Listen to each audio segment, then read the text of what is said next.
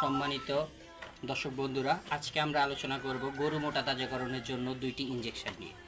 অনেকে দেখা যায় ব্রয়লার মুরগির ফিড ব্যবহার করে, অনেকে ভাতের জাউ ব্যবহার করে, অনেকে বিভিন্ন হাইব্রিড পাউডার ব্যবহার করে। আমি বলবো গরুকে কোনো রকম হাইব্রিড পাউডার, ব্রয়লারের ফিড এগুলো খাওয়ানোর দরকার নেই। আপনারা গরুর রেগুলার খাবার দিবেন, ভুসি দিবেন, ভুট্টা দিবেন, বিভিন্ন প্রকার যে ভুসিগুলো হয় ওগুলো খাওয়াবেন। সাথে আপনি সর্বোচ্চ খাওয়াতে পারেন আপনার এই যে যে ফিডটা আছে, গরুর যে ফিডটা ওটা দিবেন, তাও ভিজিয়ে দিবেন না, শুকনো দিবেন। গরু চিবিয়ে চিবিয়ে খাবে, এতে গরুর মুখে একটা লালা সৃষ্টি হয়, এর দ্বারা গরুর একটা প্রোটিনের উৎপাদন হয়, গরুর মাংস বৃদ্ধিতে সহায়তা করে।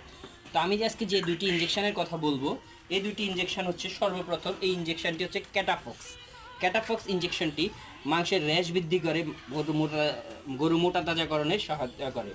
এই ইনজেকশনটি আপনাদের কাছে 340